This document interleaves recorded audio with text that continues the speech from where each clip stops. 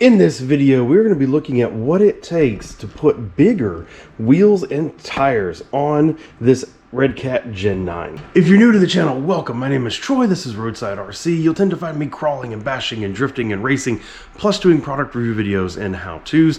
And I have been digging deep into this Redcat Gen 9. We've already tucked the bumpers and tucked the rock sliders. And the truth is, these tires are probably some of the best factory tires that I've ever had coming out of a ready-to-run vehicle. But, of course, one of the things you're always going to do with a crawler is you're going to upgrade the tires and wheels anyway. I have these beautiful Trio beadlocks, plus these are the Proline Mickey Thompson Baja Pro X in Predator compound. I've only used these once or twice doing them for testing, and I think they're going to fit very well on this truck because they're a little bit bigger, and this is kind of a big truck. The body's big, it kind of sets big, and you know, the tires and wheel package that they put on it is okay, but it looks a little small. I think this is going to be a great truck to put this slightly taller tire on. But I think the slightly taller tire is going to also come with some interference issues. So we're going to have to look at what it's going to take to really fit it on there. Just to be clear, when I say they're bigger, these Mickey Thompsons from Proline are listed as 4.85 inches tall. I can't find anything from Redcat on what these specs are supposed to be for this Interco tire itself. When I measure it, I get it at 4.7 inches tall. Pretty standard for tires to be 4.75.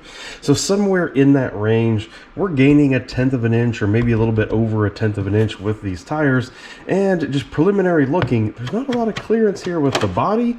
And since I've tucked this front bumper in, not a lot of clearance here with the front bumper. I think that's definitely going to be an issue. When we get to the rear, we may end up with some of the same thing here on the body. So we may end up having to trim some of this body up a little bit. If you're new to the Gen 9, they do actually have these nice little hub center caps here.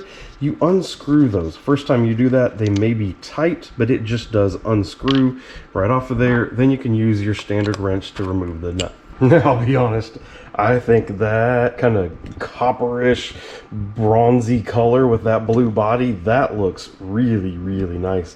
And just look at how much different that is here compared to that factory tire. It's really making this truck look a lot more aggressive. Seriously, check that out. Look at, even just from a front shot, look at factory tire over here on this side. Oh, big, meaty, nasty tire over here on this side. That is a good difference. Now, if we look at first at the rear here, as we compress the suspension, you will see the tire will get into the body. Now, honestly, it might not really matter. You're going to get to some full compression like this occasionally, but the truth is, it actually tucks pretty dang well, and it looks like it's only going to hit a little bit right here at the very end. Basically the exact same thing. As that suspension compresses, we're still going to hit right here at the back.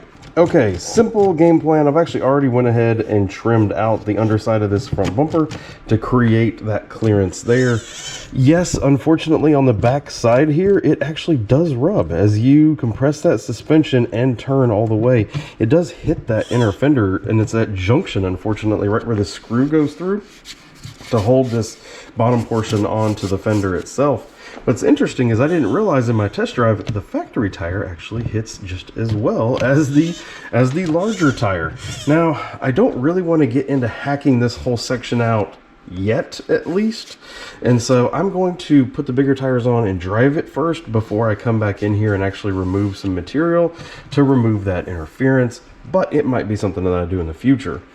We can confirm that on the rear, from a fenders and anything like that standpoint, no issue whatsoever. My plan for the body is actually rather simple. There's a beautiful body line right here all the way around, both front and rear. So you still have the flare, but what I'm going to do is I'm going to cut off that downturn after the flare in order to give me that little bit of clearance. I think also this will help with the overall size of the body. One of the things that people still don't really like about this Redcat Gen 9 as it comes out is, yes, it is based on the Scout 800A. And what that does is that means is big flat sides, very, very big flat sides. And you'll see that I still have not put on any of the stickers. That's because I had expected that I was going to be coming in here and maybe modifying the body. Anything you do to shorten the height dimension of the body makes it look longer and wider and a little bit more, you know, a little more aggressive. So I've already cut off 10 millimeters down here. That's from a previous video. And now I'm going to cut these downturns off the fender flares. That'll help as well. And with that, body is chopped off just a little bit. I think it still is going to look really, really well. I just used my curved Lexan scissors to trim off that edge, and then some sandpaper rolled around a can in order to help smooth it out that last little bit. All 4 tires are now up, mounted, installed. This is looking so much better. Just like I said, you take off that like 3 millimeters down here, and again, now it's starting to just kind of lean out the body a little bit, makes it look a little bit longer, makes it look a little bit wider. Really is starting to make this truck look a lot better than it came with.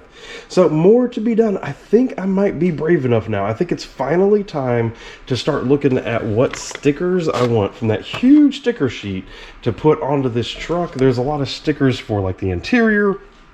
We have a lot of stickers on the side. I think that might be next for this truck. So if you are interested, stay tuned. There'll be a playlist over here to your right for everything that I'm doing with this Redcat Gen 8, so you can check that out there. We will see you in that video. Thank you and goodbye.